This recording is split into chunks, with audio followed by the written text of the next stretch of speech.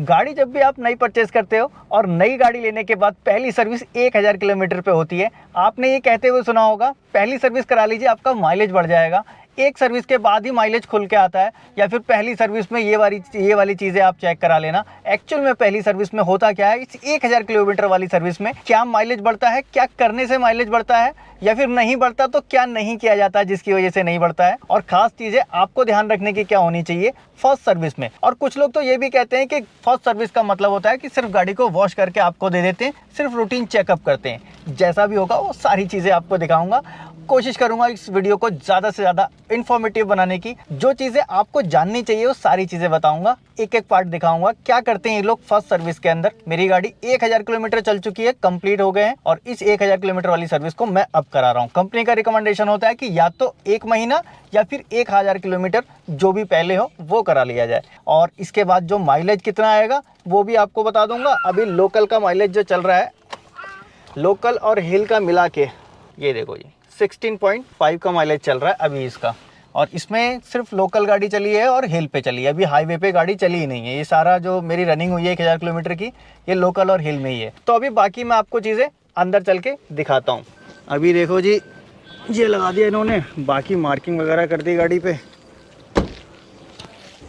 Tyre पे भी chassis number लिख दिया, अंदर बैटरी वगैरह पे सब लिख दिया इन्होंने। बाकी सामान हमने निकाल लिया। वेटिंग एरिया कहाँ है, कहाँ रखवा सकते हैं? इस वाले टायर से ऐसा लगता है ब्रेक जैसे ही छोड़ते हैं तो खट की आवाज़ आती है ब्रेक कैलिपर की। तो आप कहें तो मैं ट्रायल करवा दूँगा। बिल्कुल ट्रायल कर लीजिए सर। चले जाओ। हाँ हाँ। बाकी और दूसरी दिक्कत है? दूसरी एक दिक्कत और है, मुझे ऐसा ना रेटलिंग नॉइस से आती है सस्पेंशन से, जब ऊपर नीचे जाती है ना, ऐसे खट खट खट उस टाइप की नॉइस आती है। ठीक है, मैं इन्हें भेज दे रहा हूँ आपके साथ। ठीक है। ये हमारे टीए हैं। टीए सर, हाँ टीए सर करा देंगे सर। तो अभी जी सबसे पहला काम हो रहा है टेस्ट ड्राइव। कुछ 2-3 नॉइस नोटिस की थी मैंने, वो नोटिस करवाने वाला हूँ सर को कि वो नॉइस किस वजह से है। फर्स्ट सर्विस है तो वो भी बताना ज़रूरी है। और ये कि गियर में से भी कुछ आवाज़ ज़्यादा ही है, ऐसा सब में है क्या? ना ना, इसमें इतना तो करेगा सर। करेगा, ये करेगा। खड़ी गाड़ी में तो आएगा ही आएगा। ख़राब रास्तों पे जब ऊपर नीचे होती है। ये सीट रिमाइंडर अभी भी बोलता रहेगा? नहीं, मैंने तो लगाया हुआ है, आपने भी लगाया हुआ है। क्यों बोलता है? बोलना नहीं चाहिए। नहीं बोलना चाहिए। नहीं, अभी इसमें रियर सीट का भी रिमाइंडर दे दिया है ना इन्होंने, लेकिन रियर सीट पे तो कोई बैठा नहीं है, खाली है सीट। ये अभी चेक करवा लेंगे। अब तो बंद हो गया ना। वो तो थोड़ी देर बाद तो बंद हो जाना है उसको। अच्छा। लेकिन देखो लाइट अभी भी आ रही है लाइट सीट की ना। ये बोलना नहीं चाहिए जब बेल्ट ऑलरेडी लगी है। बेल्ट दोनों लगी हुई हैं और पीछे कोई बैठा ही नहीं है, तो फिर वो सीट बेल्ट रिमाइंडर क्यों दे रहा है? आवाज़ तो नहीं है सर। आवाज़ नहीं है ना। अभी। ऊपर नीचे आने दीजिए, जरा नीचे कीजिए इसको किसी को। स्टीयरिंग को सीधा ही रहने दीजिए अपने आप, जब वो ऊपर नीचे होगी इस पे कूदने दीजिए ब्रेक। वैसा रोड ही नहीं है ये, खाली वो गिट्टी वाला रोड है।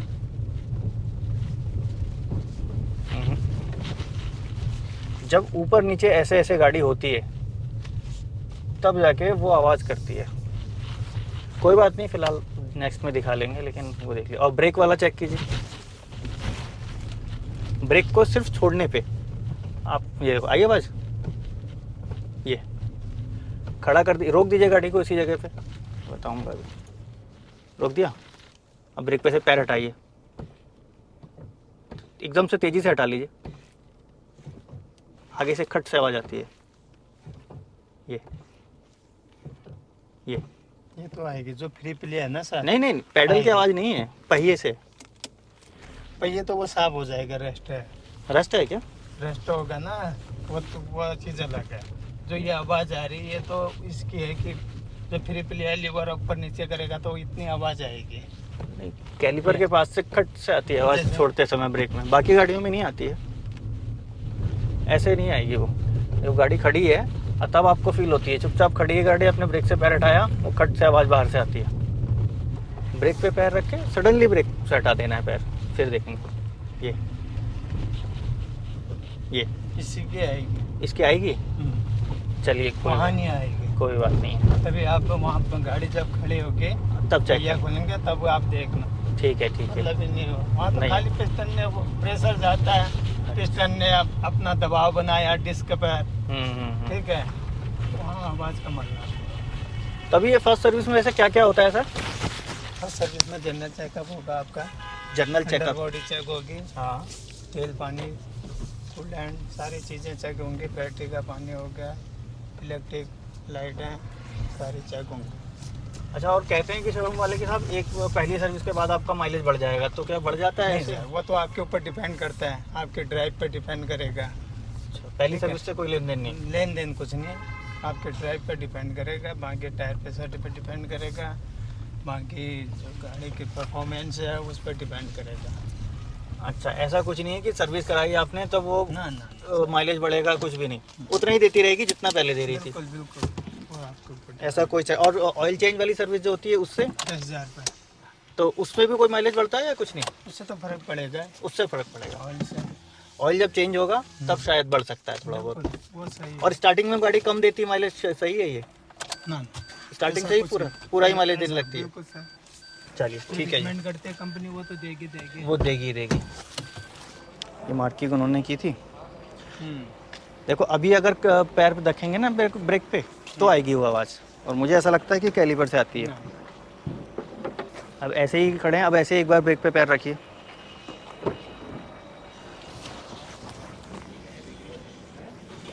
छोड़िए, हाँ ये देखो, ये कट यहाँ से है,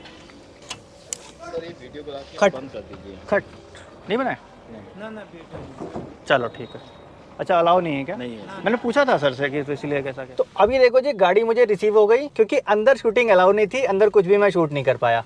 अब मैं आपको समझा दूं सर्विस में क्या क्या हुआ। देखिए, पहला कंफ्यूजन तो आप ये दूर कर लीजिए, जब भी गाड़ी की सर्विस पहली होती है इसके अंदर ऑयल चेंज नहीं होता, फिल्टर कोई चेंज नहीं होता, ना कोई स्पार्क प्लग चेंज होता है, कुछ भी ऐसा चेंज नहीं होता जब तक कि आपकी गाड़ी में कोई इशू नहीं आ रहा है। पहली सर्विस 1000 किलोमीटर पे इसलिए होती है कि इस गाड़ी का रूटीन चेकअप हो जाए, चलने के बाद गाड़ी में कुछ प्रॉब्लम तो नहीं आई, वो सारी चीज़ें वो लोग चेक कर लें। और कई बार जब फॉल्टी गाड़ी डिलीवर हो जाती है और आपने वो गाड़ी ले ली, तो 1000 किलोमीटर चलाने के बाद आपको पता चलेगा, या फिर बीच में ही पता चलेगा कि साहब ये प्रॉब्लम थी गाड़ी के अंदर, तब आप वहाँ लेके जाओगे।